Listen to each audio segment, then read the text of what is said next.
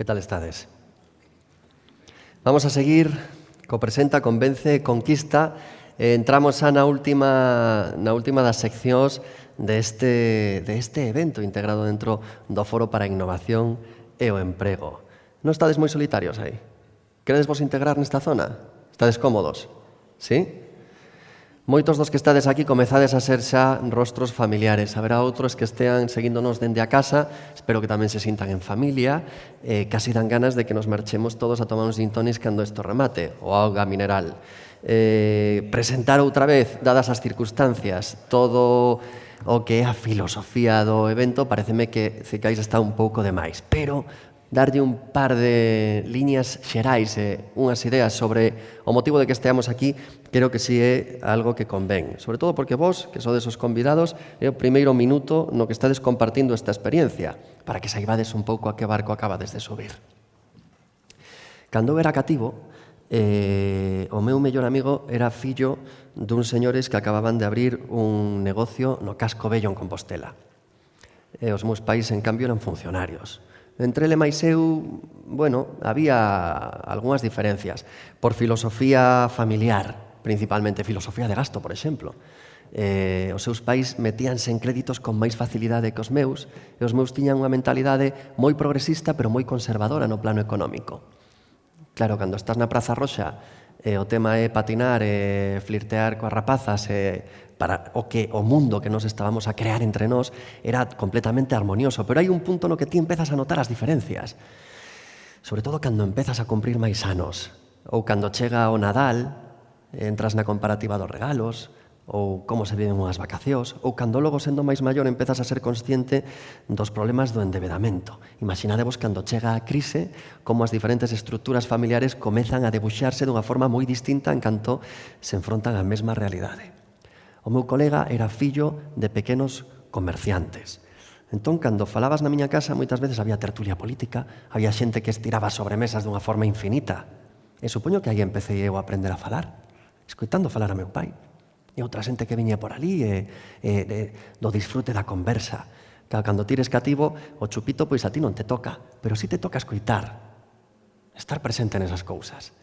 Cando teu pai está falando de que acaban de abrir un enorme centro comercial e que iso pode estrangular o seu negocio, esa é unha realidade familiar moi distinta. Podes empezar a falar da obsesión que tiña a miña nai cos seus pais, os meus avós maternos, que eran de Valladolid, que miña nai moitas veces soñaba pola noite que chegaban os americanos e mercaban todos os mobles da tenda. A gran obsesión de que houbera clientes, de que non tiveramos que estar esperando a que alguén entrara pola porta, de non ver a mamá, neste caso a súa e a miña avoa, nerviosa co feito de ter que facturar para manter todo aquel tinglao en pé. Resulta fascinante, eu xamais tiven medo a unha cousa semellante. Entón entendo que o oficio que escollemos moitas veces modifica a nosa vida, modifica o noso carácter e tamén acaba modificando as estruturas familiares das que formamos parte, os temas que tratamos. É interesante, porque hoxe temos aquí a dúas persoas. Unha é representante, directamente da Fundación Santiago Centro Área Comercial. Chema, que prefiro que o chamen Chema Fernández e non José María, pero o importante, Chema, é que forma parte dese mundo, que representan os intereses, os medos, as inquedanzas dos pais do meu colega da infancia. Co que este sábado, ademais, vamos a cenar, nos reunimos todos aqueles rapaces e que sigue sendo, hoxe en día, meu mellor amigo, pese a esas diferencias sociais, que ao final non eran tantas. Pero sí de plantexamento. Aí temos a un que veu directamente cunha banda amarela na que pon Bricomart, por si eu me esquezo, ou por si o esquece calquera dos que estean aquí mirando para él. Unha gran superficie, é a túa? Hai a dúas realidades contrapostas, non? Para tratar este tema. Hai pouco estábamos gravando un programa gastronómico na rúa Venezuela, que está no centro de Vigo, está moi preto, ríese unha venezolana por aí, non? Do Corte Inglés. E claro, eu trato de facer unha entrevista dunha perspectiva positiva porque tiña que dar unha boa imaxe dun lugar, dun local de hostalería, e ele empeñado en empregar os seus minutos para venderse a si mesmo, algo moi en relación co que estamos facendo aquí estes días, en atacar o Corte Inglés. Entón, el me explicaba como a desaparición dun parking e a aparición do Corte Inglés coas políticas comerciais que eles levan tivera unha influencia por o barrio subyugante. Entón, os 2 últimos anos da experiencia da hosteleira da súa vida, que xa tiña un percorrido total que superaba as 3 décadas, estaban en cada minuto influenciadas por o feito de que aí estaba o Corte Inglés.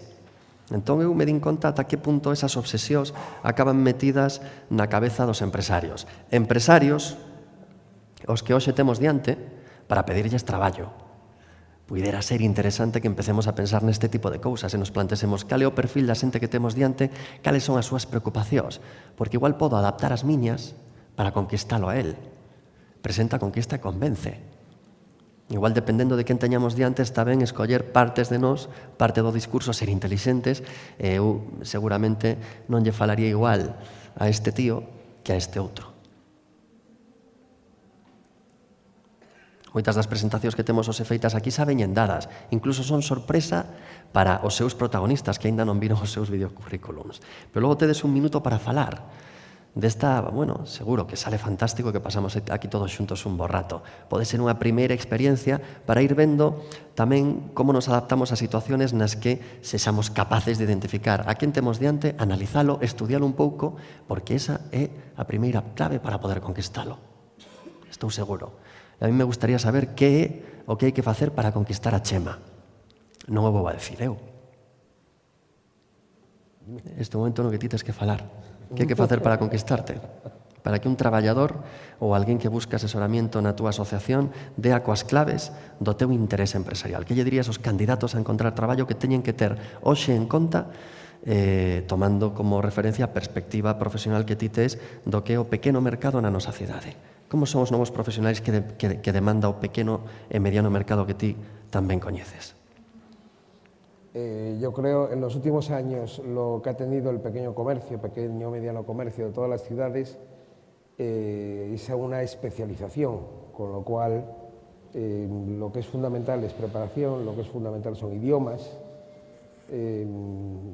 Ya no somos meros tenderos, entre comillas, la gente que trabaja en el comercio, si quiere tener posibilidad en determinados comercios de acceder al mercado de trabajo, tiene que especializarse y tiene que formarse. Hoy en día hay mucha competencia, sobre todo aún lo comentaba antes, hay gente muy formada, hoy en día están accediendo a puestos de dependiente de comercio licenciados. Entonces, la competencia es muy grande. A la hora de tú analizar los currículos, muchas veces no te interesa un licenciado, te interesaría a lo mejor una persona más formada en lo que es tu actividad comercial, pero es fundamental los idiomas y es fundamental tener una determinada preparación. Preparación moi importante. Ocurre o mesmo en superficies como Bricomart? Bueno, non sei se... Eu non escoito nada, estes rapaces, non sei se se pode subir un pouco... Por aí escoitades ben? Me escoitades guai a min. Hola. Ahora. Pero a eles non, non? Agora sí? Aí agora sí. Vale. Bueno, pues tamén compartimos esas necesidades que busca tamén o pequeno comercio, ¿no? Entre comillas, como comentaba Chema.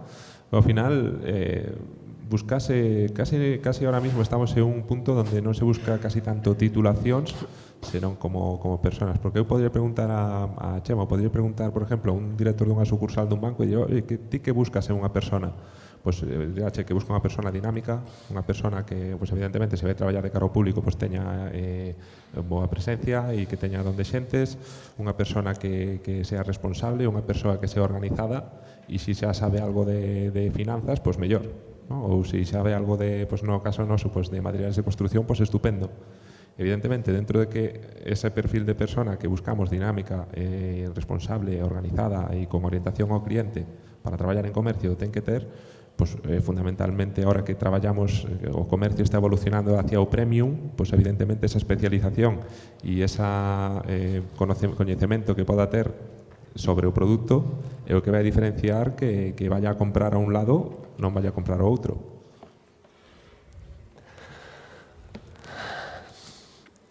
Xa acabaches? Sí, por ahora. Vale. Claro. Ya nos vamos. No. Temos un ratito todavía. Claro, o tema igual é que a xente sobrecualificada é unha situación un pouco incómoda, non? Eu teño outro colega, perdóname que fale del, pero bueno, como non dou nomes, que estaba buscando traballo desesperadamente ao longo do último ano. Entón, el traballaba antes como en nunha madereira, e tiña unha función moi específica, é unha máquina que bota por microperforacións aire para arriba, levanta os troncos, os pasas e ti vas facendo os cortes. Aprendeu a utilizar esa máquina e pouco máis sabía facer. Entón, claro, cando chegou a Leroy Merlin, por exemplo, que son competidores, pero parte do vosso mesmo grupo, me parece, non? Competides dentro do grupo por rendir contas mellor que outro? Non? Vale, colegueo, entón. Simplemente competencia sana. Entón, el me preguntaba como podería axudalo para conseguir ese traballo. Non sabía contestarlle. Digo, o que che falta a ti? Faltanche estudios? Porque ao final, para unha función tan específica como o tema de cortar eses maderos, eu decía, pois, que estudio é ese que che falta a ti? Que vamos a licenciarte para que logo te plantes a un mostrador ou volvas a ese tipo de posto cortando madeiras? Digo, tampouco ten sentido, non? Vamos a perder un montón de tempo. Entón, onde podes ir a coller a formación específica? Pasas primeiro por localizar o traballo, ir a bricomar, de que estades buscando, por que non ofrecedes vos mesmos os cursos específicos para que os tíos pasen por un proceso de selección de 3 meses e xa o tes? E que logo o resto do traballo sexa unha formación para que non marche a outro lugar, e logo pagarlles ben para que se queden toda a vida contigo. Facedes isto? No, vamos, nosotros, por ejemplo, en comercio, no tenemos la capacidad que pueden tener Tengo comercio pequeño, claro, é unha realidade las grandes distinta. superficies. Yo creo que lo fundamental en la persona es que tenga ganas de aprender. Lo que tiene que transmitir a la hora de intentar conseguir un puesto de trabajo es que tenga ganas de aprender. Sí que hace falta el don de gentes, hace falta saber tratar con el público, pero cada negocio tiene su singularidad y la persona trabajando se puede formar, pero con muchas ganas de aprender, que muchas veces falta. Eso es fundamental. Temos entón a veces problemas de motivación directamente. Eu falaría máis de reciclaxe. Tal e como está evolucionando ahora mismo o mercado, como está evolucionando as tendencias, como está evolucionando o mundo en sí, falta reciclaxe en todos os aspectos. No aspecto, bueno, o máis fácil, no aspecto educativo, pues, non podemos estar en aulas agora mesmo donde se estén impartindo unha materia, xa sea de calquera universidade, da mesma forma que se impartía fai 20 anos. Más que nada porque agora mesmo non ter un ordenador nunha aula universitaria pues, parece casi imposible e parece que esa universidade non se está adaptando ao mundo tal e como está. Entón, a reciclaxe empeza dentro de cada persona, pero tamén a nivel institucional fai falta moita reciclaxe. Unha persona non pode centrarse solo no que xa sabe. O mundo cambia e esas persoas pues, necesitan adaptarse a eses cambios que ten o mundo. Eu sei gestionar unha cuenta de explotación dunha empresa, dunha multinacional, pero a miña formación, eu son educador social e psicopedagogo, e un compañeiro meu é antropólogo. Que formación íbamos a ternos que íbamos a sabernos sobre a gestión de equipos, a gestión de cuentas de explotación, os gastos, controlar gastos, onde invertimos, e ninguna. A través dese empezar a traballar, eu empecé como un vendedor e a partir de aí pues, vas traballando, vas progresando, vas demostrando competencias, vas aprendendo, vas te reciclando, tes oportunidades para crecer, porque ao final dentro das empresas pues, sí que é un pouco máis fácil dentro dunha pequena e mediana empresa ou un pequeno comercio, pero se ti empezas como vendedor en pequeno comercio, porque non vas poder ti co tempo montar o teu propio negocio unha vez que xa tes ese coñecemento. Entón, eu creo que o punto de partida é que as persoas temos que ter moi claro que non sabemos nin a mitade do que descoñecemos. Entón, aí hai que empezar a reciclarse e ver un pouco as tendencias, ¿no? Hacia onde está tirando o mercado, se che gusta o comercio, e tirar por donde van esas tendencias. Aí é onde podes encontrar a oportunidade de negocio que seguramente estás buscando. E que o pasa peor? Os demandantes de emprego, por exemplo, neste ciclo de crise que acabamos de pasar, ou os emprendedores que montaron unha empresa van a falar contigo, por exemplo, a asociación das súas inquedanzas? Quen está nunha situación de máis estrés ou maior responsabilidade? Vamos a ver, una cosa fundamental para los emprendedores, sobre todo en comercio minorista se está dando mucho. Hay mucha gente que está abriendo negocios, pero lo que está haciendo es jugar a las tiendas. No se puede jugar a las tiendas. Jugar a las tiendas cuesta mucho dinero. Es decir, ves que abren determinados negocios en todas las ciudades que tú ya desde fuera dices, esto no tiene viabilidad. Es decir, la gente dice, ah, no, monto un negocio, yo compro, vendo, y ya está.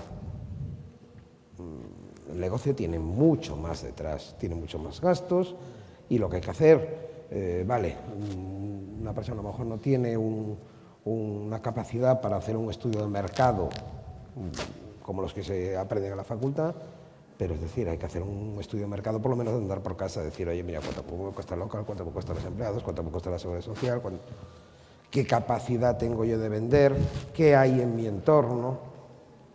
Hoy en día ya se lleva, es decir, llevamos muchos años que el comercio se tiene que especializar porque el resto de Europa ya se había especializado más que nosotros, las cosas como son, y esto viene de atrás y había que verlo.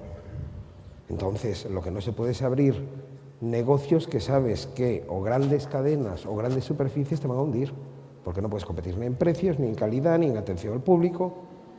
Entonces tú tienes que ver tus fortalezas y tus debilidades y ver si ese negocio es viable en tu ciudad. Eso es fundamental, no se puede jugar a las tiendas. Jugar a las tiendas cuesta mucho dinero. Por exemplo, que no noso casco histórico se xa tan criticado o tipo de comercios que se abren, que queres que as panaderías, que a xente viva nesas rúas, que haxa un tipo de negocios pois máis como de unha cidade moderna, que reflexen moito que somos aquí, non tan enfocados aos turistas. A veces o que funciona non é o máis recomendable para a cidade.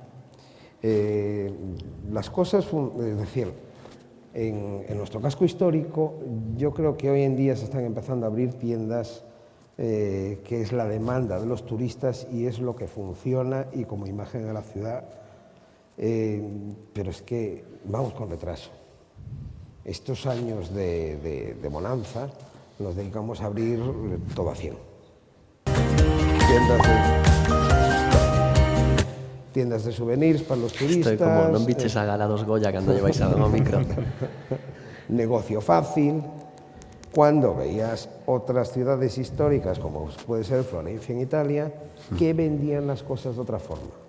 Los establecimientos estaban más cuidados, el producto estaba más cuidado, la atención al público estaba más cuidado, e incluso con un mayor margen de beneficio porque vendes las cosas de otra manera. Nosotros nos hemos ido, en general en España, a ciudades turísticas, a lo fácil, souvenir, todo a 100, recuerdo, y lo hemos pagado. Y ahora parece que se está reconvirtiendo ese comercio y se le está ofreciendo al turista lo que realmente demandamos cuando nosotros vamos de turistas. No queremos un recuerdo de Santiago de Calamina para poner con la folclórica encima de la tele. Queremos algo más, algo curioso, algo típico de la ciudad o de la zona, y algo bien empaquetado, bien presentado, bien atendido. Es decir, no es tan difícil. No, se non fora tan difícil, se estarían todos tendo éxito, non? Alguna dificultade terá. No, hombre, vamos a ver, yo creo que en los últimos años, yo creo que con la crisis la gente se ha reinventado y este tipo de negocio está teniendo éxito. Lo que pasa es que va poco a poco. Es mejor ir a lo fácil, a lo que se vende con mayor facilidad, con menos inversión en el establecimiento, con menos inversión en personal, con menos formación, que apostar a largo plazo. E vos, Bricomart, te estades contratando agora mesmo? Sí. Sí, bueno, ahora mismo durante todo o ano temos abertos períodos de selección sempre. Ao final, en grandes empresas hai moita reciclaxe, pues, o que viñemos a presentar ao Foro de Emprego, pues, o programa de detección de jóvenes talentos, por exemplo, pues claro, contratas a determinada xente que recién licenciados que pasan unhas probas y en ese momento pues promocionan y se van a formar a outros almacenes para salir a puestos de mando. Entonces, claro, siempre dentro de ese aspecto siempre estamos buscando a nuevos candidatos y después, evidentemente, pues en función de campañas donde hay más ventas o menos ventas o en función de necesidades de un sector determinado que necesite especialistas, pues estamos buscando candidatos en todo momento. É unha búsqueda continua de perfiles. Pero esa rotación é imparable porque non parades de crecer ou porque hai xente que marcha e entran outros? No, básicamente, bueno, Bricomart levamos 10 anos en España y bueno, temos un plan de expansión bastante ambicioso a 10 anos vista. Entonces, claro, estamos abrindo unha media de 4 almacéns por ano e de momento a infraestructura humana que temos non nos permite dar soporte interno ao crecemento que temos para ocupar postos de mando. Entonces necesitamos xente para poder formala, para poder, pues evidentemente, lanzar con éxito os futuros almacenes que vamos a abrir. Por eso que a búsqueda de perfiles é continua, tanto desde servicios centrales como en los 15 almacenes que somos agora mesmo.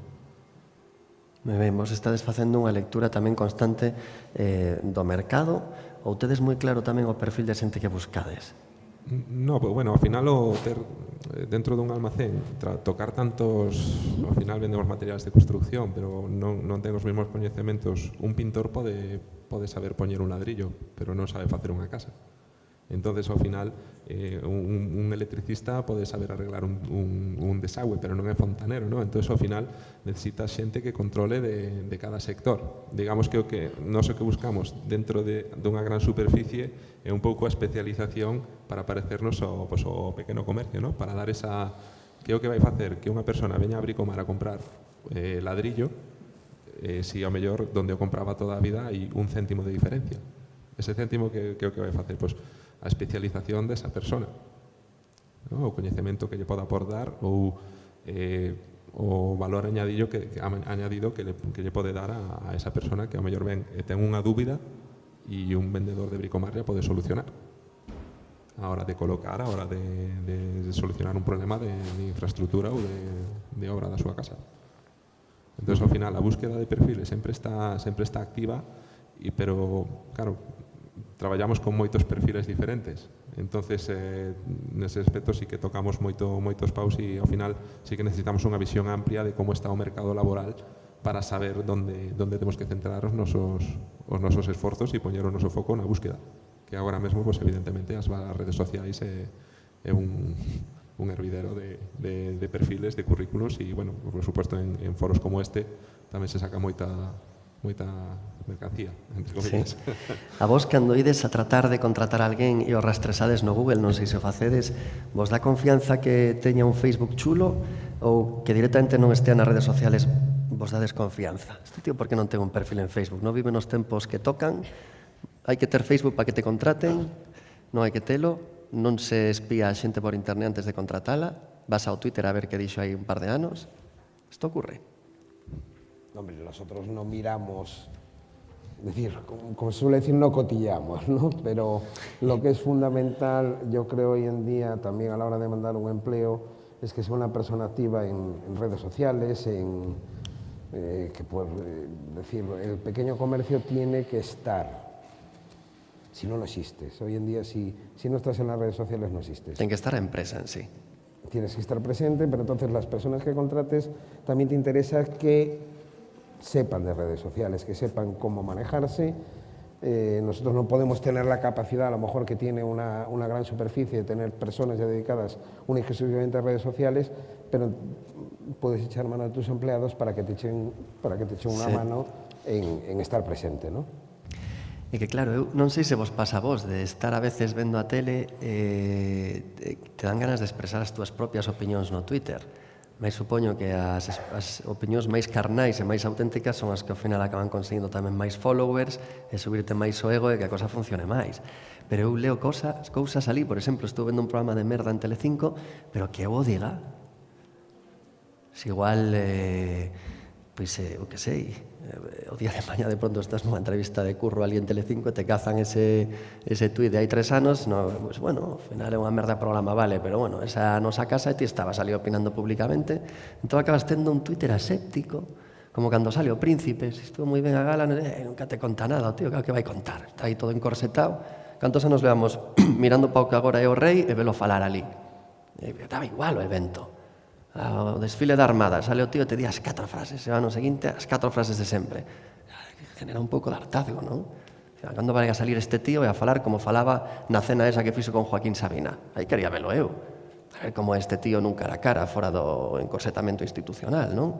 Logo todos acabamos un pouco nesas trampas se miramos demasiado o feito de que moitas desas expresións públicas de feito son públicas. E un tuit pode ser copiado e republicado en medios de comunicación. Eso está aí. Non teñen por que pedirte permiso para iso. Entón, claro, deberíamos de volvernos non sei, prudentes, sen chegar ao neurotismo con este tipo de cousas? Como credes vos que se debería manejar a xente nas redes sociais para que, cando vayan a buscar traballo, non se encontren cunha trampa tendida por eles mesmos? Es que yo creo que hay que ser prudente en la vida, es decir, estamos tomando con demasiada libertad, no, le damos muy poca importancia a publicar toda nuestra vida en las redes sociales. Lo que dices tú es que, es decir, estamos poniendo a disposición de todo el mundo cosas a lo mejor muy confidenciales. Sí. Entonces, eso puede traer consecuencias en todos los sentidos y en el trabajo también. Si uno se quiere enterar de quién es una persona, qué actividades tiene, qué costumbres tiene, es muy fácil hoy en día. Claro. Demasiado fácil. O que pasa é que eu me imagino un pequeno comerciante que de pronto diga nunha proba de selección de 20 persoas vou a buscar a este ou a esta. A ver o que ten por aí. En cambio, imagínome que se Bricomart fai algo así é unha política de empresa. Non é o estilo do tío que acaba de montar a súa pyme, non? Vos facedes políticas dese tipo? Un criterio de selección é que haxa unha orde que di ti tens que rastrear a toda esta xente en internet a ver o que atopas? No, para nada. Para nada, porque ao final estás te metendo en procesos de búsqueda que non somos a CIA, non somos unha empresa que nos dedicamos a venta de materiales de construcción. É curioso porque a CIA sí que fai iso. Claro. Pero, a ver, está claro que si ti ao final publicar un comentario en internet estás exposto a que o vexan millóns de personas. Entonces, eu creo que non se lle está dando a importancia e non se toma con ningún tipo de responsabilidade moitas veces as publicacións que se fan. E ao final, criticar nas redes sociais é moi fácil. É moi fácil. Pero o mismo criticar unha empresa ou unha multinacional que criticar unha pyme ou un pequeno comercio ou criticar unha persoa. Porque che pode criticar unha persoa de China que non viche na tua vida, sin que che conoza de nada, pode dicir, pois, estive nese pequeno comercio en Santiago dando unha volta por ali e me atenderon fatal, unha persoa de China. É dicir, como te defendes ti de eso? Como lle podes decir a esas persoas de China que o van a ler que non é verdade? Entón, ao final, hai que ter moito cuidado primeiro co que se publica e despois tamén, se unha empresa quere abrir ese melón de investigar a xente, rastrexar a xente, oye, pois igual de encontrar eses perfiles lle vai ser máis complicado ou máis fácil de equivocarse. Moi ben. Non sei se vistes este community manager da FNAC que publicou as súas opinións sobre... Foi antes do debate, pero... Non sabedes esa? Sí, non?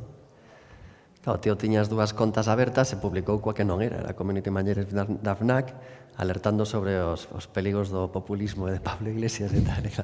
A FNAC tivo que desmarcarse correndo porque non sei se rodaría a súa cabeza ou non. Pero claro, a veces danse situacións do máis curiosas.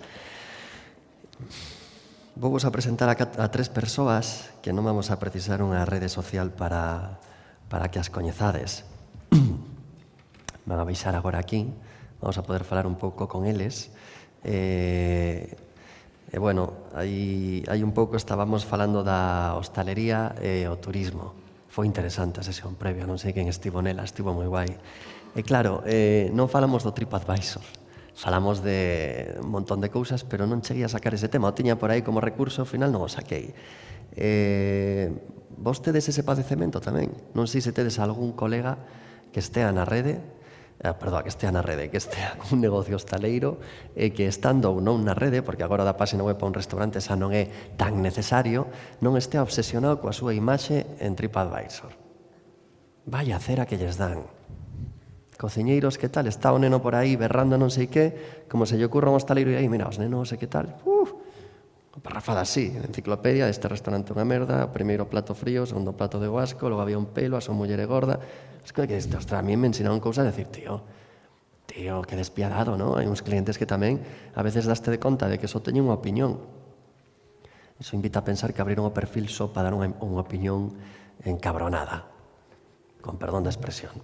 Entón, claro, cando tes negocios dese sector, empezas a xerar medos específicos que igual outro tipo de negocios non padecen. Vos tedes ese problema, porque non tedes, agora se pos o nome dunha pulpería perdida en medio do Pobra do Carmiñal, o primeiro que aparece é TripAdvisor. Está moito mellor posicionado no SEO que a propia web do local, por moito que o tipo faga para que a súa web este ben posicionada. Google prioriza iso. A túa primeira imaxe pública é a miña opinión. Non é o redactor que te faga a ti unha descripción fantástica de todas as maravillas que ti podes ofrecer cos teus produtos e coa atmosfera que creas no teu restaurante.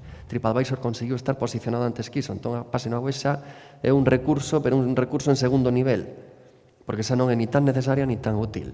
Non sei se vos tamén na rede padecedes as opinións de clientes que realmente, claro, ti podes decir a internet o que che dé a gana. A ver, os 5 pringados que te sigan no Twitter, pois eses se enterarán.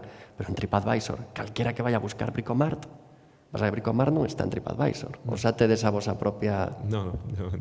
O que si se forrou é o tipo que fixo TripAdvisor. Que vos parece se nos facemos a rede que poña para ir a Bricomart? Por que non hai un TripAdvisor do pequeno comercio? Onde estean todos temblando. Eles temblan e nós nos forramos. Non sei, unha idea que se me acaba de ocurrir. Que opinades diso? Pues que no. Rocío, Noelia e Sergio. Ai, non, espera, que ven aquí. Cristina, Fátima... son a maiores, non? Pero conto con Rocío, Noelia e Sergio. Moi ben, pois sodes 5. Por que non vides para aquí? Un aplauso para eles, por favor. Mellor que non, non? Mellor que non. Quero vos presentar. Dadevos uns bicos. Este é o momento no que vos despedides, así que... Rocío Díaz.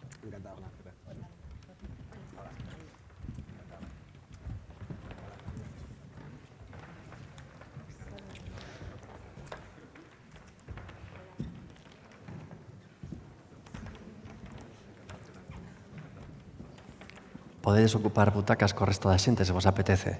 Sí? Xa baixades. Moitísimas grazas,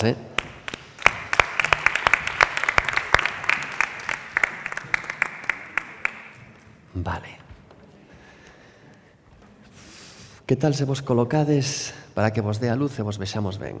Un pouco para aí, un pouco máis adiante. Podedes vos sentar nas mesas, nas sillas. Esta é a última, non sei se a xente de produción me pode decir que tal imos de tempo, porque cada vez que inauguro unha tertulia destas, me mandades cortar. É a 1:10. Vamos a resumir que todos queremos ir a comer dentro dun rato, non?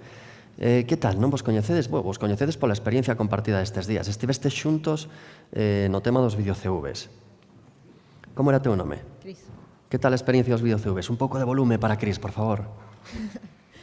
Muy bien. Antes decíames Cristina, ¿no? Me decías. Sí. Que era unha canción, eso.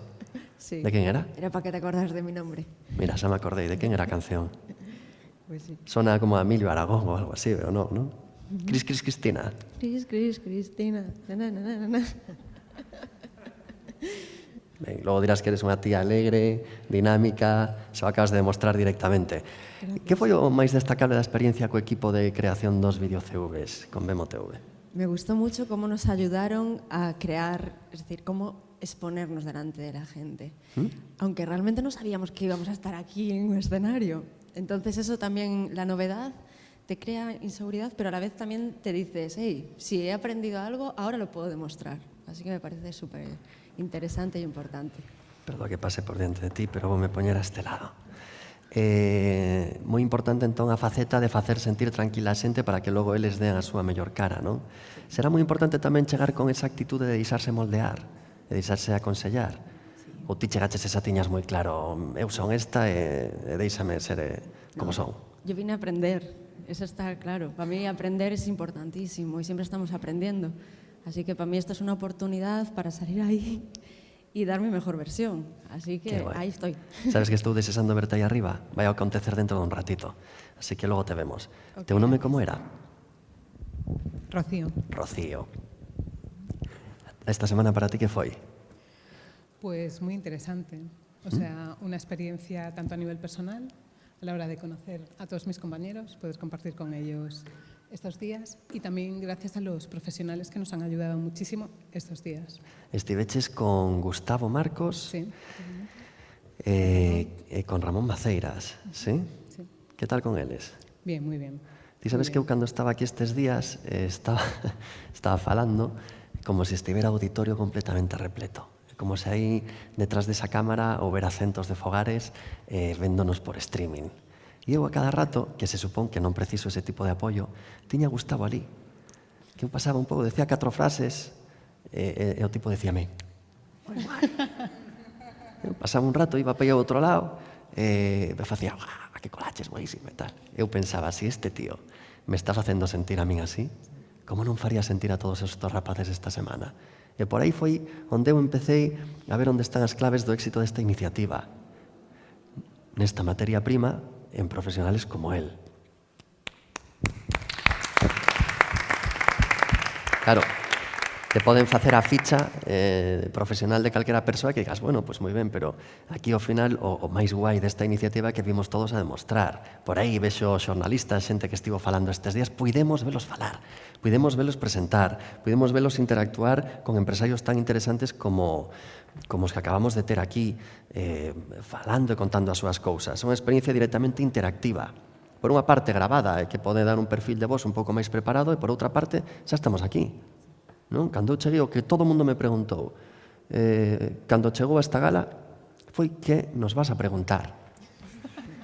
Claro, eu decía, que te crees, que vou estar un mes na casa agora estudando a cada un de vos, mirando así polo Facebook, tal, os perfiles, as vosas... Tío, non.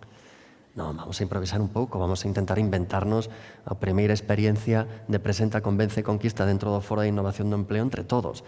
Isto, ao final, será, se falará e se contestarán as cousas que vos decidades. Para min, e para todos os presentes, é por agora unha sorpresa os vosos perfiles. O que pasa é que non imos a chegar así e facelo de calqueira forma. Fixémolo dentro dun cauce profesional e tutelados por xente que estivo falando de comunicación non verbal. Estivo falando da mensaxe. Que queremos contar? A quen queremos dirixirnos? Que máis cousas?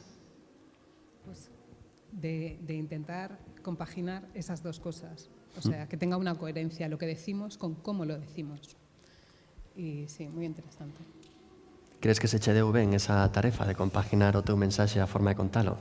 Teniendo en cuenta el poco tiempo que tuvimos, sí que yo noto en mí un gran avance. De hecho, comentándolo ahora con los compañeros, sí que me decían, pues mira, en comparación con el miércoles que salimos ahí a hablar 2 minutitos, ¿y qué voy a decir de mí? ¿Qué voy a hablar? Pero que sí que ellos habían notado avance, yo noté avance en mí misma y de hecho antes viendo a las compañeras que salieron en el otro grupo, sí que se les notó avance.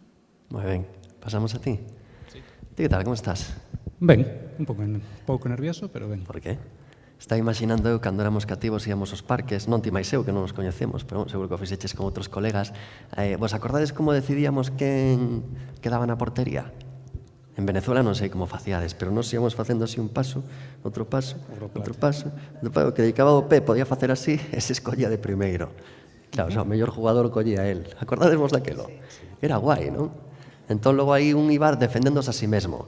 Todos sabíamos quen era o goleador, o Ronaldo ou o Messi da escena, o pringao que sempre quedaba na portería, tamén sabíamos todos quen era, tal, pero había que xogar, vamos a escollelo. Os primeiros xogos democráticos entre rapaces. E logo sempre estaba o empresario, que era o tío que tiña o balón, que era seu. Este xa se saltaba, non, e que meu. Eu vou no equipo de Mengano, porque o balón era seu. Había que... Non son os cativos xa un pouco mamonazos nese sentido. Son demócratas e ao mesmo tempo libre comercio, o balón é meu e te aguantas. Xa non sei se o aprendemos ou o traemos de serie, pero somos un pouco así, non? Entón, non sei que iba a decir con isto. Ai, Dios mío, o fútbol. Sorpréndeme. Si sei. Imaginade que nesa tarefa de estar xogando cos rapaces non se empezáramos co xogo de vendernos a nós mesmos. Sería aburridísimo. Chegamos a estas idades precisando formación porque non é unha forma natural de coñecerte facer a túa ficha. A única situación que se me ocurre na que facemos eso é intentando ligar. Pero mentimos como bestias. Ese único momento chegas a un bar con 4 copas, hostia, o que podes soltar de ti mesmo? Porque... E ao final, quen é o que liga? O que escoita. Como se esa ela que beba 2 viños e te conte a súa vida, entón sí que vas a ligar. Como te saltes esa chapa de mira como molo. E a única situación na que nós temos esa necesidade de vendernos a nós mesmos é esa, e non funciona o de venderse. Funciona o contrario. Dame ganas de que fagas unha observación sobre isto, porque se me acaba de ocurrir e non sei cal pode ser a explicación. Ti tes unha explicación para isto? Que embolado, non? Nin a máis mínima, vamos. Pero pregunto o que queiras, eh? Que tal na túa tarefa de venderte a ti mesmo? Tiñas moita experiencia en ligoteos ou foi novo para ti? moi ben vender os demais. Ou vender as cousas que fago, que están un pouco máis separadas de min. Pero entón ligaban os teus colegas de pandilla. Mira, meu colega... Bueno, se podo facer parte eu tamén da pandilla, pois perfecto, non? Pero, sí, realmente un grupo é máis fácil que eu mesmo, que eu sou, e se é unha cousa que eu fago, teño algo concreto diante do que falar ou do que facer, entón a cousa é moitísimo máis fácil. Non vos parece que ese é o tipo de persoa que todos queremos ter cerca? Sí? Pois creo que xa estás aprobado, con moi boa nota. Vale. E ti que? Hola, Como estás? muy nerviosa. Sí? De onde ves ti? ¿Eh? De onde ves? De aquí, de Santiago. De Compostela? Sí, sí. A que te dedicas? Pues ahora mismo estoy en el paro, pero bueno, trabajé en diversas ramas de trabajo. Sí, e que estás buscando? Que che gustaría en que che gustaría traballar, xa o sabes? Sí. En que? Si lo digo ahora, ya no lo digo después. Vas dicilo as dúas veces. Xunta máis o micro, que te escoitemos mellor. Digo que si lo digo ahora, que ya no lo digo después en la presentación. Sí, sí, digo as dúas veces, non pasa nada. Vale, bueno, pues me encanta el mundo de la telefonía, las redes sociales e Internet. Y bueno, me considero, o sea, estoy capacitada totalmente para poder trabajar en el departamento de administración como personal de comunicación, entre otros trabajos. Con quen aprendiches máis para lograr ese obxectivo? Con Gustavo ou con Ramón? Ou co resto de formadores da semana? Con todos, con todos. Son los dos maravillosos. Sí, porque un está máis no tema do emprendemento e outro no tema da comunicación. Sí. Onde crees que tiñas ti máis carencias? En comunicarte ou en actitude emprendedora? En comunicarme. Sí? Sí. Entón, con Ramón tiveches que estar metendo horas moi intensas durante estes días. Non sei se Ramón está por aquí. No, no está. Non está. No, está en oratoria. Está en oratoria, precisamente. Moi ben. Pois mira, debo ir aquí, vou a ver cal é o primeiro nome na lista, porque ese é o que vai quedar agora no escenario. Que ven sendo Rocío. Rocío, ficas conmigo e os demais baixan. Vamos a empezar vendo o teu vídeo CV, videocurrículum. Ese micro podes yo dar a Tamara directamente, que anda por aí. Sí? Ven por aquí. Da que acabe o teu videocurrículum subes e tes o teu minuto, vale? Hola, soy Rocío Díaz López, diseñadora gráfica y experta en eventos y protocolo.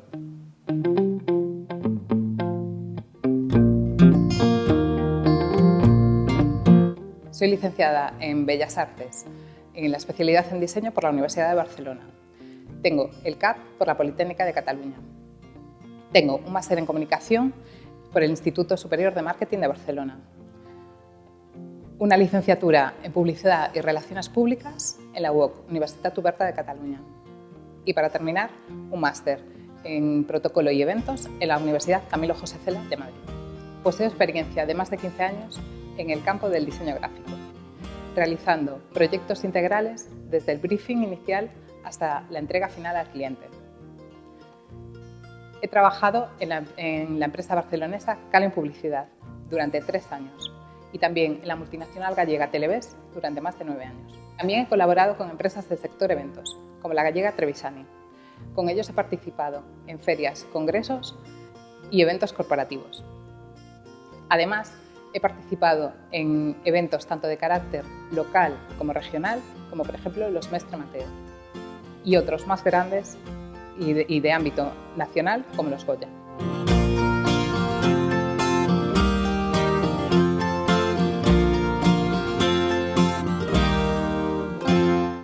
Como boa galega que son, falo na lingua de Rosalía.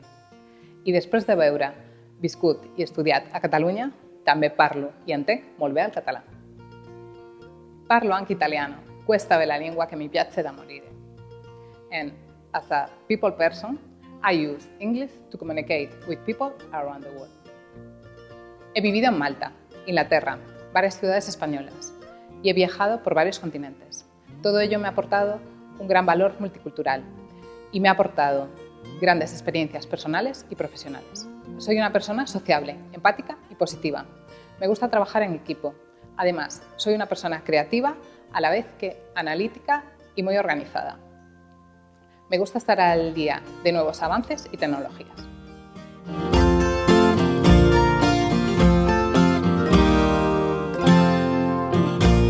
Mi objetivo es trabajar en una empresa o institución a la que pueda aportar todos mis conocimientos y capacidades y que al mismo tiempo me permita desarrollarme de manera profesional y también disfrutar de mi trabajo día a día. Tengo coche propio y disponibilidad total para viajar. Si crees que puedo formar parte de tu equipo, llama.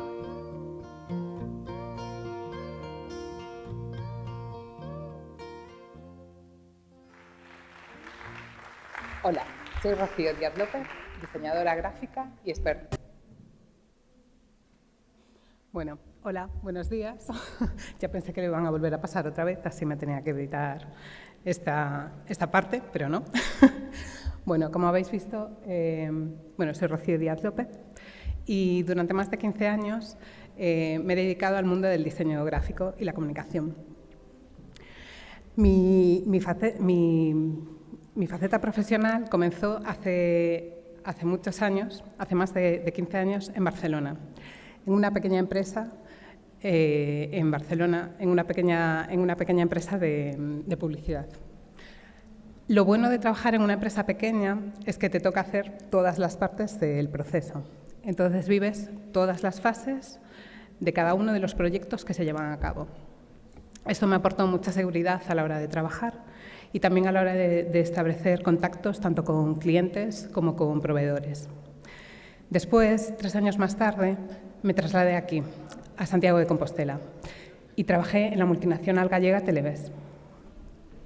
Ahí sí que cambió a lo que yo estaba un poco acostumbrada, que era al trato directo más hacia el mundo de la comunicación de varios clientes, y me focalicé en una empresa en concreto. Directamente pasé a entrar parte del departamento de I+D+I.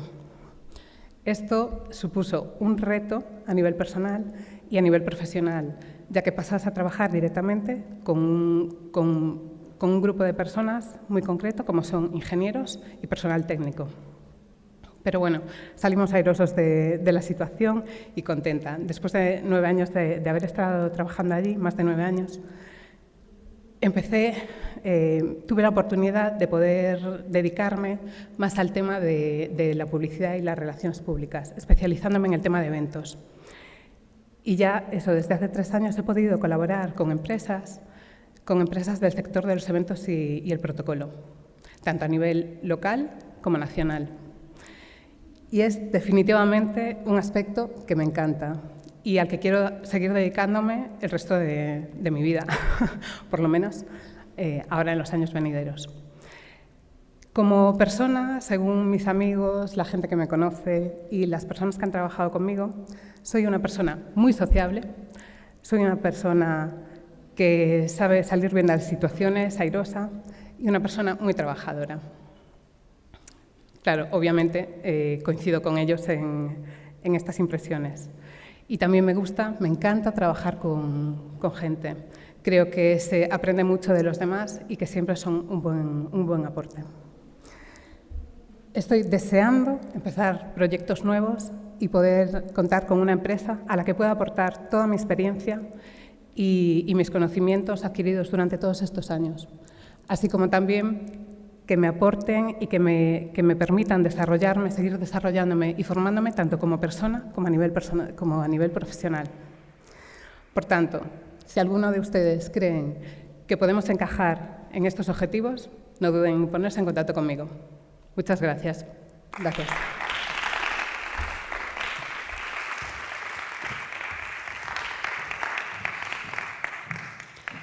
Se Rocío non atopa traballo este ano, e o ano que ven, por moito que me pidan, non presento esta gala. Paréceme que con ese perfil sería inexplicable Poderíamos falar do mercado, poderíamos falar de mil cousas, pero cun perfil como ese, viaxada, experiencia en empresas pequenas, en empresas grandes, unha perspectiva da túa propia personalidade coincidinte. Ademais, menos mal que coincides co que pensan os teus amigos de ti, que tamén é un bo punto.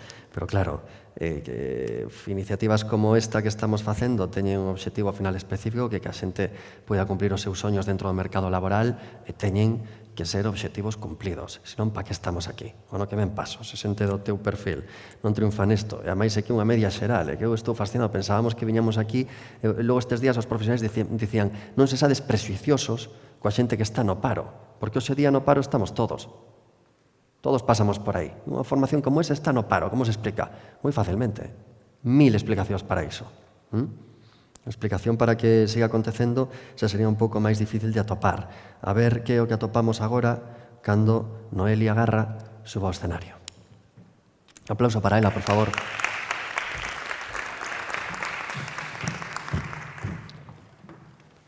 Hola, me llamo Noelia, tengo 26 años y soy abogada.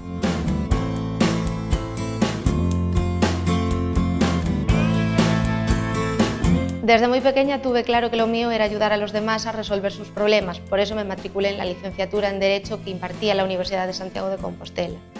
Antes de finalizar mis estudios, en el último año, me matriculé en el curso de experto en mediación familiar, parte del máster de mediación que imparte la misma universidad y lo que me permitió obtener el título correspondiente. En 2014 me matriculé en el máster de abogacía, también en la misma universidad, que finalicé recientemente en febrero de 2016 y que compatibilicé con el programa de excelencia en práctica jurídica organizado por el Colegio de Abogados de Santiago en colaboración con la Escuela de Práctica Jurídica. Durante mis estudios de abogacía pude colaborar con el Concello de Brión, en concreto con el Departamento de Servicios Sociales, como asesora jurídica. También colaboré con el Ilustre Colegio de Abogados de Santiago de Compostela y en la actualidad, en concreto desde febrero de 2015, trabajo como pasante en UGT Galicia, lo que me ha convertido en una experta en Derecho Laboral y de la Seguridad Social. Como galega nativa que son, exprésome correctamente en galego. I can speak, read and understand English et je parle un peu le français.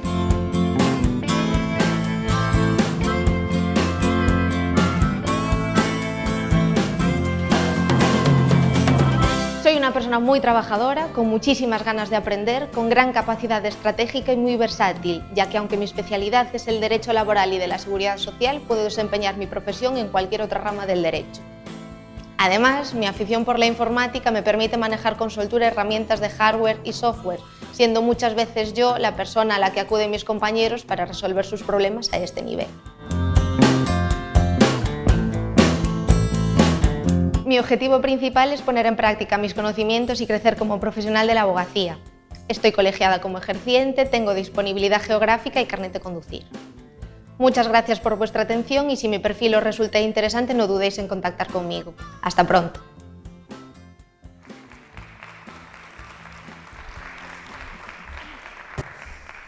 Bueno, buenos días, me acabo de emocionar muchísimo viéndome ahí, es la primera vez que veo un vídeo de este tipo. Así que perdonad si me lo notáis ahora al hablar. Bueno, ya veis, soy Noelia, tengo 26 años y resido aquí en Santiago de Compostela desde hace 8 aproximadamente, aunque realmente yo soy natural de Lalín. Desde siempre, como ya habéis visto en el vídeo, supe que lo mío era ayudar a los demás a resolver sus problemas. Desde muy pequeñita me di cuenta, desde el colegio. Y eso hizo que al finalizar el instituto me encaminase ya a mi formación universitaria, matriculándome en la licenciatura en Derecho de la Universidad de aquí, de Santiago. Durante este periodo me di cuenta que lo mío era la abogacía, que no me interesaba ningún tipo de oposición como la mayoría de mis compañeros, porque me quería focalizar en eso, en ayudar a los demás a resolver sus problemas. Y al finalizar la licenciatura comencé mis estudios en práctica jurídica y abogacía con los mejores profesionales de Galicia.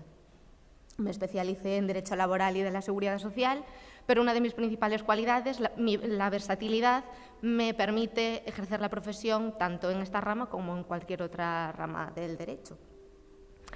Todos los que me conocen destacan mi alto nivel de iniciativa, mi gran capacidad de trabajo, y es así porque desde muy pequeñita me escogían siempre para ser la delegada de clases y había que organizar pues, el acto de graduación de la licenciatura o del máster, también lo organizaba yo, el paso de Ecuador también acudían a mí, terminaban todos satisfactoriamente, de hecho. Y por último, destacar mi gran capacidad de trabajo y mi facilidad para trabajar en equipo. De hecho, como habéis visto, colaboro con la asesoría jurídica de UGT Galicia, que está aquí enfrente, por cierto.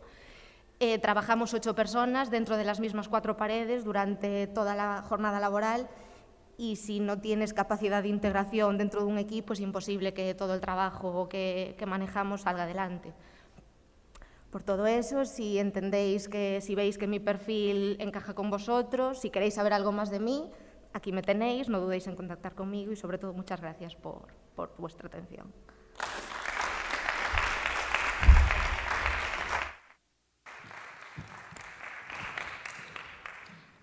Bueno, acabamos de vivir un dos momentos máis máxicos deste Presenta, Convence, Conquista por dous motivos.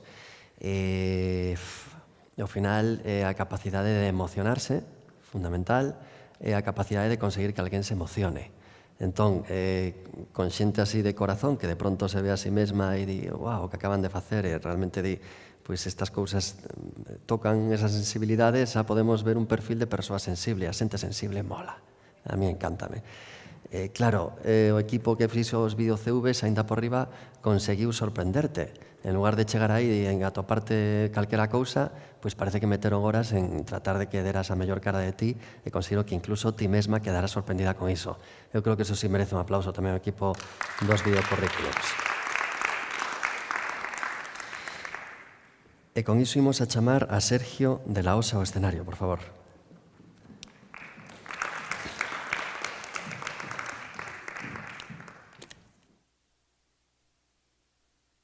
Ola, son Sergio de la Osa. Son músico, etnomusicólogo e mestre de música.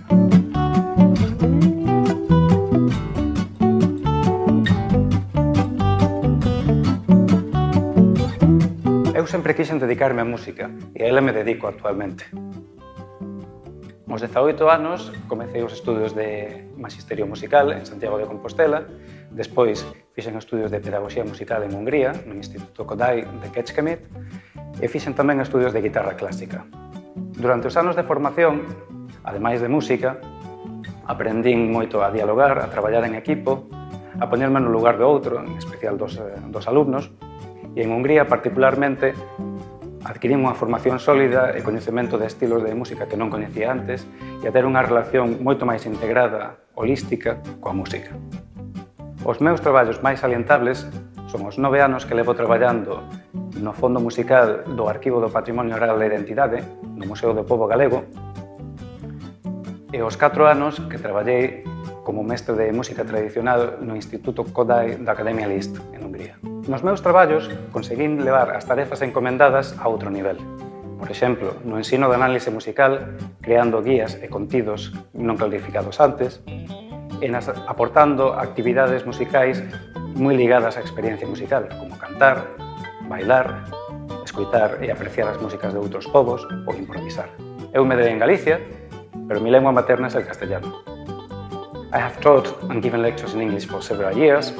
Je parle français aussi. Beszélek magyarul is. Szerintem elég jól ahhoz képest, hogy mennyire nehéz. O meu coñecemento do húngaro permitiume traducir varias novelas ao húngaro. Acabo de rematar a miña terceira novela do húngaro ao galego. Son unha persoa aberta e atenta. Gústame moito os deportes ao aire libre, o montañismo, e disfruto moitísimo bailando. Dedícome ao baile non solamente na práctica, senón que tamén son coautor dun libro dedicado ao baile tradicional de Galicia. Son tamén compositor e arranxista.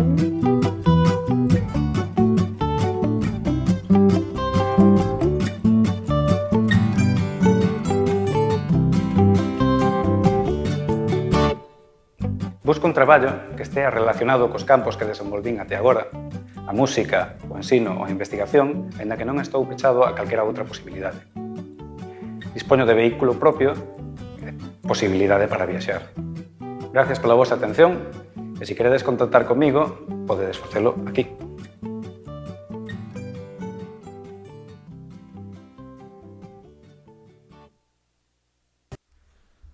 días. Son Sergio de la Osa. Como pudestes ver, son músico, son investigador da música tradicional, que máis coñezo é a música galega e a música húngara, e son mestre de música, aparte de dedicarme tamén á traducción. Ben, o que vos quero contar hoxe é un pouco a historia que está detrás do meu currículum. Como chega un a ter estes estudios, como chega un a viaxar, cando, especialmente, un non ten uns fondos ou unha familia rica que lle permita facer todo. Cando eu tiña 11 anos, comecei a tocar a guitarra na parroquia, e seguín tocando música popular durante moitos anos. Aos 18 anos ainda non sabía ler nin escribir música, lóxicamente. Nese momento, o momento de decidir a que se dedica unha vida, ese momento crucial, dixen, ten que ser calquera cousa, lóxicamente, que teña que ver coa música. As posibilidades eran meterse no conservatorio e facer magisterio musical, que era o que tiñamos á disposición aquí en Santiago. E aí fun, gracias a iso, e gracias a un intercambio, cheguei a Hungría e vin que realmente eu quería aprender música aí, quería aprender aquilo que non aprendera de pequeno, aquilo que era o meu soño e que me permitiría realizarme como persoa no futuro. E ali fun a Hungría. Antes, lóxicamente, tiven que traballar, fun a Suíza. En Suíza traballei nunha casa castelo, ou pazo, como queramos chamar, onde funcionaba tamén un salón de té e tiven que facer todo tipo de tarefas, desde as tartas, atender os clientes do salón de té, facer de guía. A casa tiña frescos do século XIII e había moitas cousas que explicar, moita historia. Por iso tiven que aprender a marchas forzadas o francés, fixeno bastante ben, fixeno moi ben para o pouco tempo que estiven aló. Despois diso, continuei traballando como guitarrista en varias xiras de grupos de distintos estilos musicais. Cheguei a Hungría, estudei nos anos 2001 ou 2004, conseguín sacalo coas mellores cualificacións, aforrando e traballando durante o verán, tocando na rúa música clásica, vendendo os meus discos, e rematei a miña carreira. Quixen facer da miña carreira, digamos, a miña forma de vivir, volvín a Galicia, cumplir os servicios, e despois, cando o Instituto Kodály, que é unha das institucións punteiras de referencia internacionais de pedagogía musical, implementou os programas de máster e fixo parte da Academia Liszt, a institución máis prestixiosa de toda Hungría, enroleime no curso para rematar o máster. O meu traballo fin de carreira tratou sobre o ensino de música tradicional de outros povos a través das gravacións. Era moi importante para min que se utilizasen as gravacións orixinais, que a xente escoitase de verdade a música, posto que estaba dando conta que se interpretaba moitísima música de moitos lugares, sempre a través do papel. A celulosa é mala de dixerir. Notase moito facer a música e o escoitar a música. Entón, traballei, digamos, os meus temas, gracias ao meu supervisor e ao propio director do instituto, dixeronme que tiña que poñer en práctica, non solamente no papel, e cederonme un grupo fenomenal de rapazas de 15 e 16 anos, membros do coro da Radio Nacional Húngara, para facer unhas cuantas sesións e gravar un vídeo que apoiase todo o que eu dicía que se debía facer e que podía facer na miña tesiña, no meu traballo fin de carreira. E aí fomos, estivemos 3 ou 4 sesións preparando, facendo moita escoita, traballando escalas exóticas, escalas arcaicas. Víose iso directamente, digamos, no vídeo, puiden defendelo na miña tesiña, pero o máis importante diso foi cando sempre tens que ver, digamos, o que falta ali. En Hungría hai moita música e moita boa música. E as rapazas disfrutaban facendo música todo o momento. E son moi boas músicas. Que falta en Hungría? Que faltaba moito? Expresión, improvisación, espontaneidade. Dicen, aquí temos que facer algo. Temos que coller estas escalas, isto que elas saben, e que elas improvisen, que elas creen o que están facendo, pero ademais non só coas sílabas do solfexo, senón darles vida, darles un vibrato, darles un glissando, facelas vivir, conectar toda esta parte técnica que las coñecían moi ben e, ademais, expresarse. Ningunha delas quería improvisar na primeira sesión. Faltaban as patas da mesa para agarrarse e non salir diante das outras e improvisar. E o fixeron mellor a segunda vez, a terceira vez, e cando chegaron ao vídeo, eu tampouco sabía que iba a pasar. Era un reto máis, outro risco, e o fixeron fenomenalmente. O sea, cando cheguei non tiven que defender nada, posto que, aparte de falar das cuestións técnicas ou teóricas que facíamos aí, víase nas rapazas. Vino nas rapazas. Acabábamos unha lección e elas saían da aula cantando as cancións dos cosacos rusos, das cosacas rusas que estábamos facendo. E iso era realmente o pago. Despois, a cuestión do diploma, que un leve un diploma dunha institución de prestixio, que leve as mellores notas, é un subproducto. É moi importante, conta moi ben nos currículos, pero a min o que realmente me enche no traballo é poder comunicar e non, nin sequera ter ese orgullo de decir, ensinelles algo que eles non sabían. Eso é algo que elas tiñan aí, que todos temos na casa, e algo realmente impresionante e moi bonito de facer. Por iso vale a pena ensinar música, facer música e comunicar. Ben, son unha persoa moi creativa. Penso que a creatividade non é solamente compoñer música, que é algo que tamén fago, ou crear en calquera actividade artística, senón que a creatividade está en todos os rincóns, en todas as facetas da nosa vida. Eu a practico de día e de noite e, ademais, por suposto, non chega con ser creativo, un ten que ser moi traballador. Detrás de todo isto hai moitas horas de traballo, moita preparación e, sobre todo, moita entrega. Se un ten que facer isto, e como fixen eu, ensinando en húngaro, falando en húngaro, pois o fai. Se ten que facelo falando en inglés, faino en inglés. E se mañán teño que aprender ruso e facelo, pois o faría. Porque realmente o importante é o que está detrás dos idiomas, o que está detrás das persoas. E, bueno, quería vos contar un pouco que era esta parte que realmente para min e para a miña vida é máis importante que calqueira cousa que poda sair no currículum. E, bueno, se vos pareceu curta esta presentación, tedes aí o meu contacto, podemos falar en calquera momento e estou encantado de que estivese aquí contando esta parte da miña historia con vos. Moitas gracias a Ramón, gracias a Gustavo e gracias a todos os compañeiros e compañeiras cos que aprendimos tanto estes días. Gracias.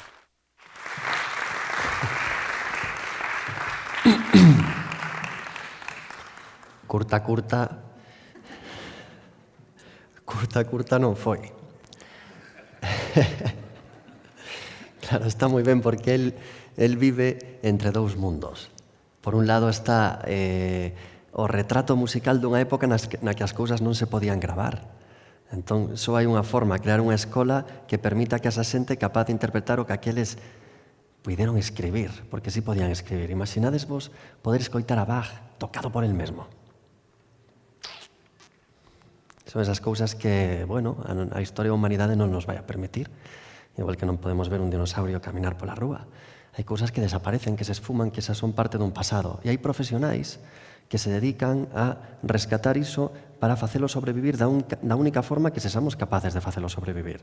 Nese caso é a interpretación. Interpretación de algo que fixeron os anteriores. Pero claro, hai moitas teimas da propia interpretación que acabas xerando artistas que van a conservatorios a conservar cousas que había.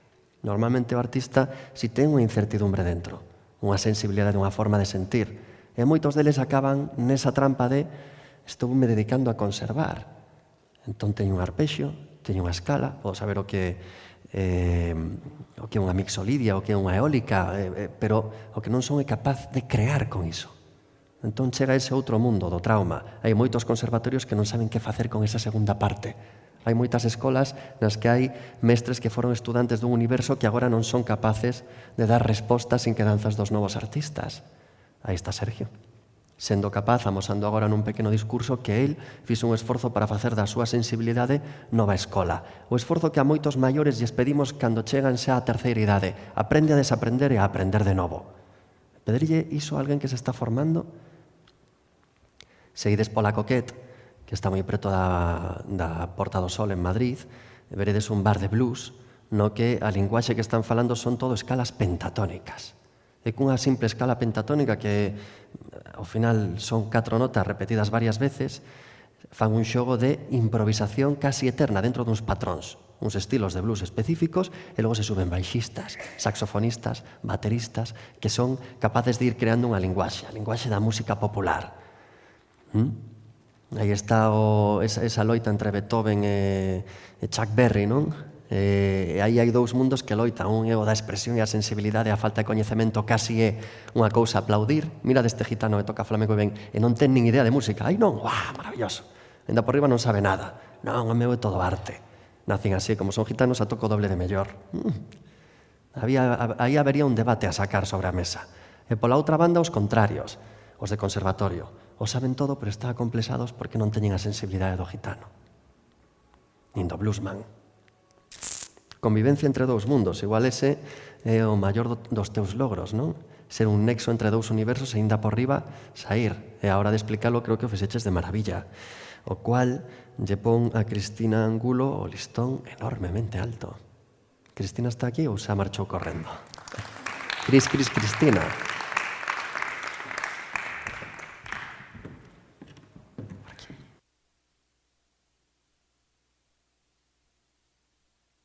Hola, soy Cristina Angulo y soy psicóloga coach.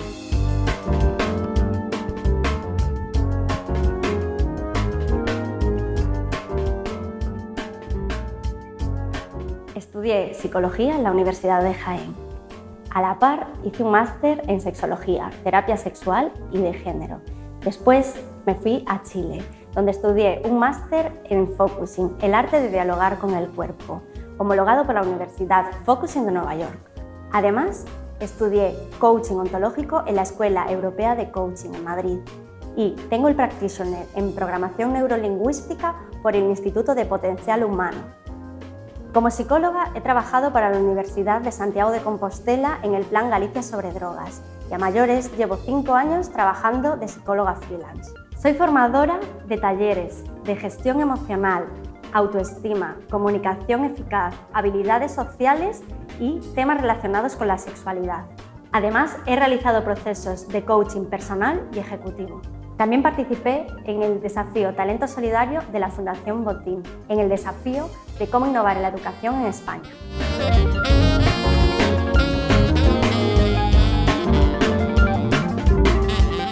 Soy bilingüe en español y en gallego. A mayores he estado 1 año y medio viviendo en Cambridge, Inglaterra, lo que me hace que tenga un nivel medio alto de inglés y sé lengua de signos. Me considero una persona empática, creativa, alegre, que sabe escuchar y que me encanta trabajar con personas. Lo que busco es colaborar con empresas y personas activas, creativas, innovadoras y con ganas de un cambio social. Si te ha gustado lo que has visto, escuchado o sentido, ponte en contacto conmigo. Muchas gracias.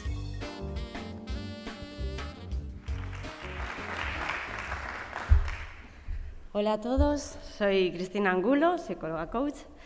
Desde pequeña he tenido un sueño y es hacer a las personas felices. Para eso estudié psicología y con el paso del tiempo me he formado en... Bueno, me pongo muy nerviosa. voy a hacer guión y cuenta nueva. Vale, pues desde siempre he querido ayudar a las personas a ser felices. Por eso lo que estudié fue psicología. Cuando estaba estudiando me di cuenta de que la psicología en España no me motivaba, entonces tuve la oportunidad de pedirme una beca e irme a Chile. Allí descubrí el humanismo y me cambió la vida. ¿Por qué? Porque las personas eran mucho más que aquello que parecía, ¿no?, los perros de Pavlov. Entonces conseguí descubrir que el humanismo era lo que a mí me hacía vibrar, lo que me hacía sentir plena. Y eso me ayudó a enfocar mi vida. Hace 1 año y medio estudié coaching en la Escuela Europea de Coaching en Madrid, donde están los mejores psicólogos coach de España. Entonces, como yo quiero ser de las mejores, o hacia ello voy, me fui allí a Madrid.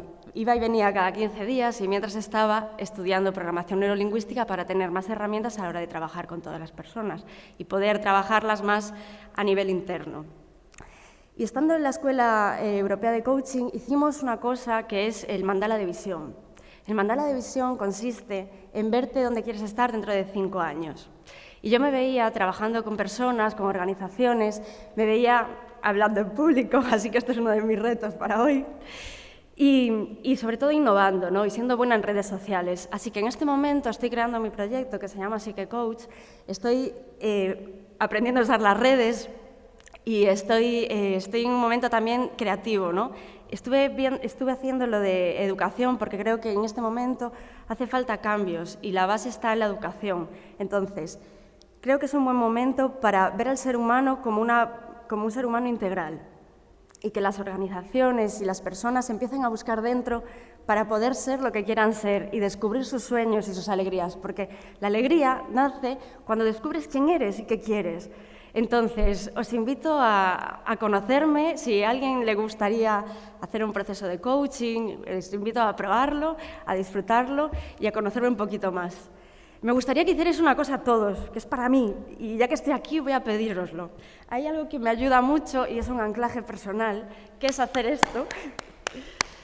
Sí, os haría la petición, si podéis hacer esto todos conmigo a la vez, para que me acuerde este momento toda la vida y que sea algo, un antes y un después, ¿vale? Así que 1, 2 y 3. Vale, pues muchas gracias. Si queréis conectar conmigo podéis ver mi videocurrículum, Cristina Angulo, buscarme en Psique Coach, que es mi proyecto personal, y me encantaría ayudar a las empresas también a llegar, es decir, a despertar la alegría de sus trabajadores. ¿Por qué? Porque sin alegría y sin autoestima están todos hundidos. Entonces, ese cambio de paradigma, ese ver el mundo desde otro punto de vista, es la clave para vivir más felices. Muchas gracias y hasta siempre.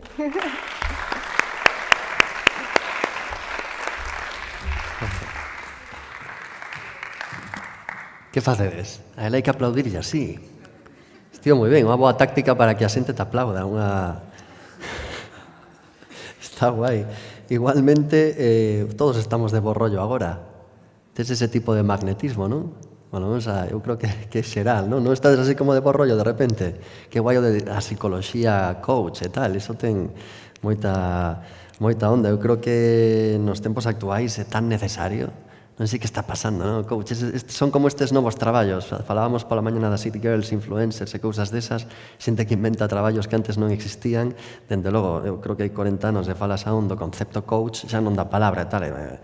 Claro, estarías nun mundo absolutamente inútil. E agora estás nun mundo que eu creo que cada vez demanda máis profesionais co teu perfil. E sobre todo xente con bo rollo, que iso non sobra nunca. Fátima, ven directamente aquí, anda. Que, claro, sempre que eu teño que facer algo, non aplaudades aínda, esperade. Que tremendo sería ter que presentar unha gala despois de 4 tíos que a presenten antes, non? E ti eres a última de todas as persoas que suben aquí a ver o seu videocurrículum e falar. Enda por riba, antes estaba xa con casi sair fora, relajarte, dar un paseo, as túas cousas antes de vir, o sea que entendo que cun pouco de tensión e nervios a ver como vai a ser esta situación. Non vai a pasar pola tarde, nin vai a pasar mañá. E o sábado estarás en algún lugar, estarás disfrutando de ter pasado por aquí, ter vivido esta experiencia, e o único momento para disfrutalo é este. Así que faino, por favor, vamos a ver o tu videocurrículum.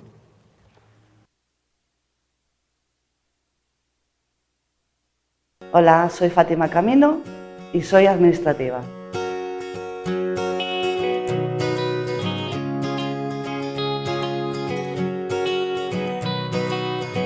Desde que acabé mis estudios realicé tareas de cajera y reponedora durante 4 años en distintas cadenas de supermercados. Los siguientes 4 años estuve trabajando en una empresa de recambios de coches, en el departamento de logística, realizando y enviando pedidos para los concesionarios y talleres. Posteriormente asumí el reto de abrir mi propio negocio, un pequeño comercio que tuve abierto durante 3 años y medio, pero que por culpa de la crisis tuve que cerrar. En los últimos años estuve trabajando en el Ayuntamiento de Santiago, en el grupo municipal, realizando las tareas de administrativa, gestión de llamadas, atención al ciudadano y algún que otro evento.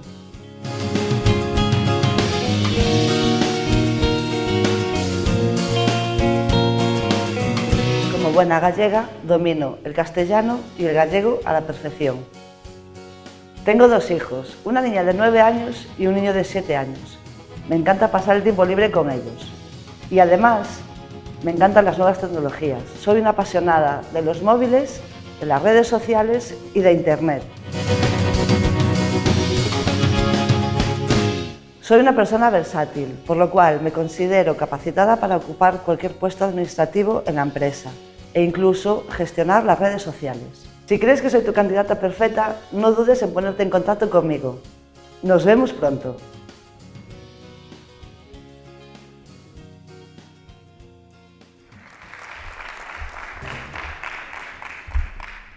Hola, buenos días. Es un placer muy grande poder estar hoy aquí con vosotros. Bueno, como ya dije en el vídeo, soy Fátima Camino. Nací y vivo en Santiago de Compostela, una ciudad de la que realmente estoy enamorada, pues en ella tuve la oportunidad de crecer y formarme como persona. Apenas tengo estudios, pues por circunstancias de la vida empecé a trabajar muy joven, pero no por ello me siento inferior, pues creo que la vida te enseña a formarte y a crecer. Tras mi experiencia laboral me considero un personal multicampo, pues he trabajado, como dije en el vídeo, en diferentes puestos de trabajo y en diferentes ramas. 3 años en distintas cadenas de supermercados, 1 año como en una empresa de hostelería e incluso me arriesgué a montar mi propio negocio, el cual por culpa de la crisis tuve que cerrar. Y 4 años como secretaria administrativa en el Ayuntamiento de Santiago. Soy una persona dinámica, responsable y organizada, pero sobre todo muy trabajadora y con gran capacidad para trabajar en equipo. Mi norma más sagrada es la discreción y el secreto profesional. Me apasiona el mundo de las redes sociales, Internet y la telefonía móvil. Y creo firmemente que estoy capacitada para trabajar en cualquier puesto administrativo como personal de comunicación.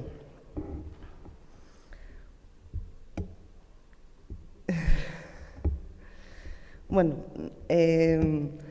si crees que yo soy tu candidata perfecta, no dudes en ponerte en contacto conmigo. Ha sido un honor muy grande poder estar hoy aquí. Muchas gracias.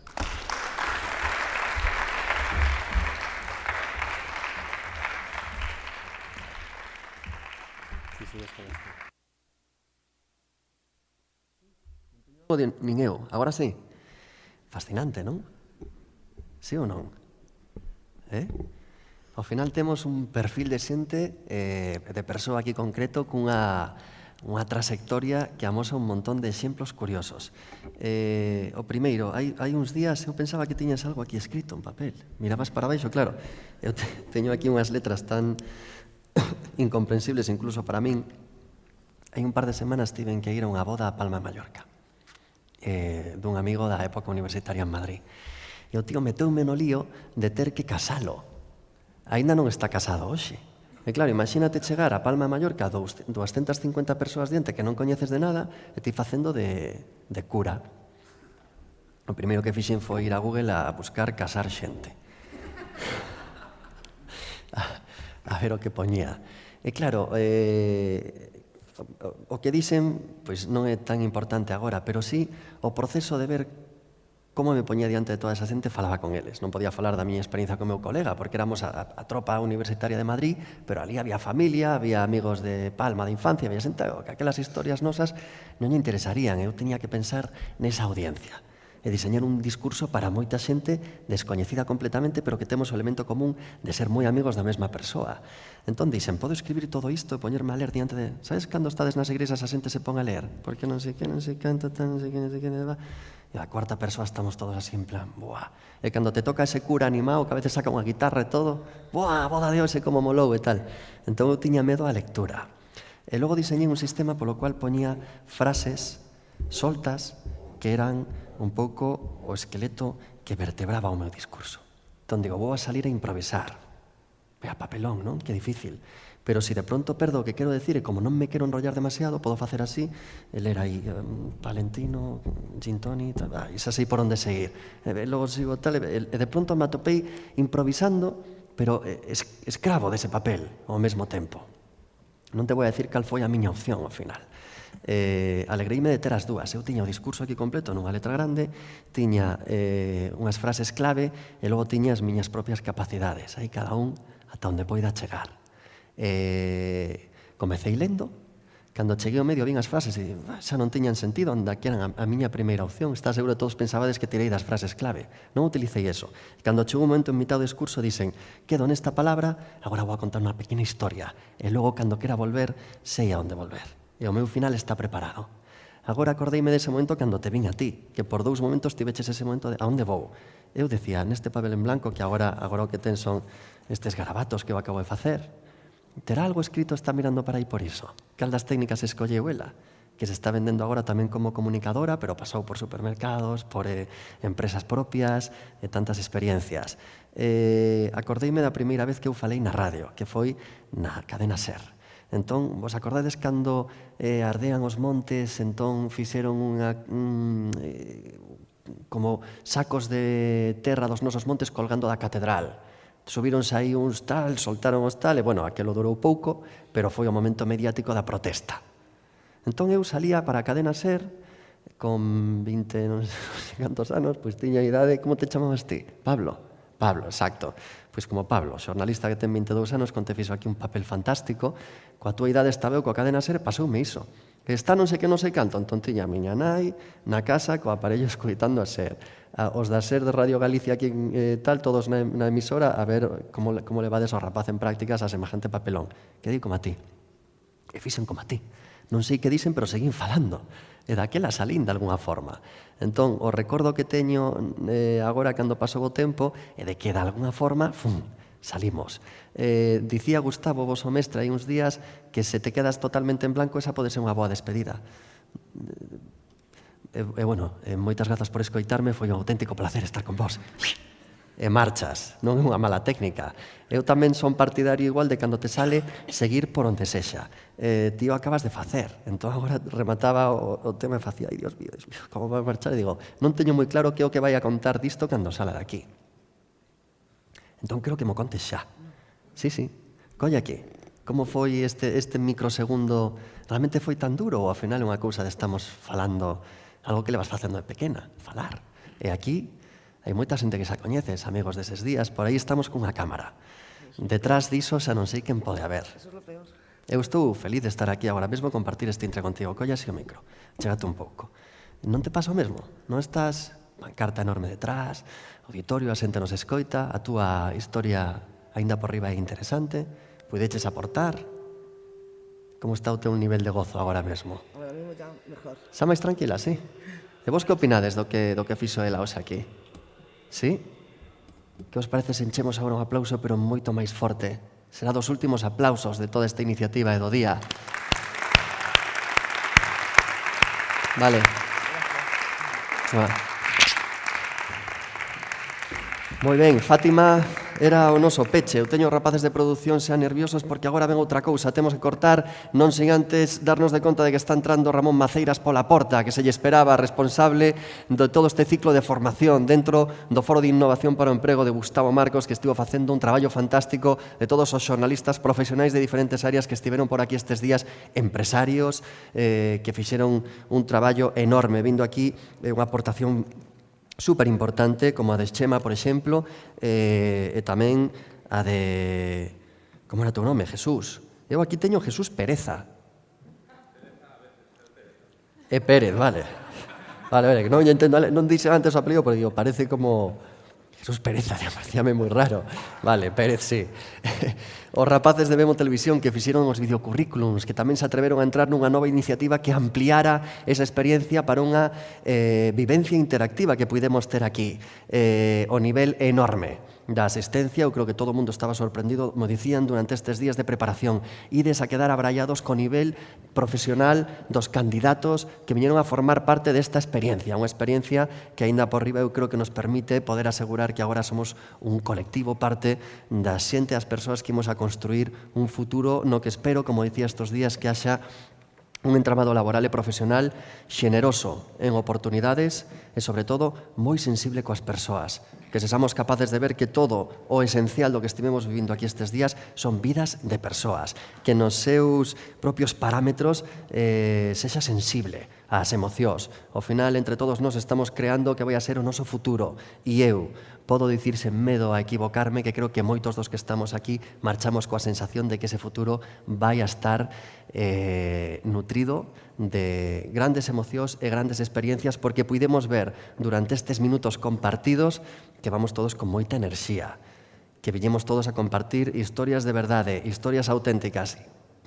Me temo que nos importa moito o que sintamos uns, o que sintamos os outros, o que sexamos capaces de sacar desta experiencia. Houve moitísimas emocións, moita psicoloxía, moito coach, moitos novos empregos, e eu creo que esa é unha sensación que para peche dunha iniciativa como esta supoño que é imposible poñer na palestra unha sensación superior á emoción de tervos coñecido. Quero que demos o último aplauso a Tamara, que me di corta, é a única frase que lle escoitei durante estes 3 días, un gesto así corta. Pois vamos a cortar, aí tedes, Tamara Álvarez.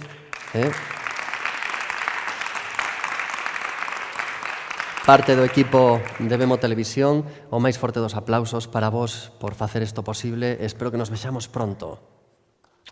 Vicos.